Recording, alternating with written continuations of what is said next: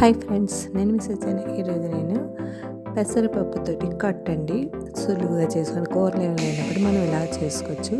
ముందుగా మినపప్పు, జీలకర్ర, ఆవాలు, ఎల్లుల్లిపాయలు వలుచుకొని వెల్లుల్లిపాయలు, ఎండుమిర్చి, కరివేపాకు తాలింపు పెట్టుకోండి. అండ్ దీంట్లో నూనె, నెయ్యి కలిపి వేసుకోవాలండి. నెయ్యి వేసుకుంటేనే టేస్ట్గా ఉంటుంది. మనం పెసరపప్పుని ఇలాగా పక్కన ఉడకబెట్టుకోండి, లేకపోతే మీరు కుక్కర్లో కూడా పెట్టేసుకోవచ్చు. పెసరపప్పు ఉడికాక మెత్తగా ఉడికాక అందులోని ఈ తాలింపులోని కొద్దిగా పచ్చిమిరపకాయలు చిన్న ముక్కల్లో కోసుకొని వేసుకోండి. మీరు వేసుకొని వేగాక అందులో కొద్దిగా నీళ్ళు వేసుకోండి.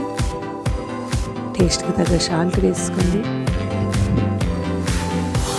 సాల్ట్ వేసుకున్నాక మరుగుతుంది కదా, ఈ మరిగినాక మనం పెసరపప్పు ఉడకబెట్టింది ఇందులో వేసుకొని ఒకసారి మరగనివ్వండి. అంటే నేను చప్పన గట్టి అడుగుతుంది. పెసరపప్పు చప్పన గట్టి నీళ్ళు పోయింది. కానీ మనకు కూరలు లేనప్పుడు ఇలా చేసుకోవచ్చు. అప్పటికప్పుడు చేసుకుంటుంది, చాలా బాగుంటుంది టేస్ట్. ఇందులోకి కూడా పొల్ల మాగాయ నంచుకుంటే చాలా బాగుంటుంది. పొల్ల అవుతుంది, పచ్చి ఆవకాయ కానీ నంచుకుంటే చాలా బాగుంటుంది. ఇప్పుడు ఆవకాయల సీజన్ కదండి, ఇంకా బాగుంటాయి టేస్ట్ చాలా బాగుంటుందండి. ఇలాగ ఎప్పుడైనా చేసుకొని చూడండి. మీకు ఎలా వచ్చింది కామెంట్ సెక్షన్లో పెట్టండి. Thank you. సబ్స్క్రైబ్ చేయండి, లైక్ పెట్టండి, కామెంట్ పెట్టండి. బాయ్. Thank you. చూసారా, ఇది బాగా మరుగుతూ సువాసన బాగా వస్తుంది. చాలా బాగా వాసన వస్తుంది. ఇది థ్యాంక్ యూ.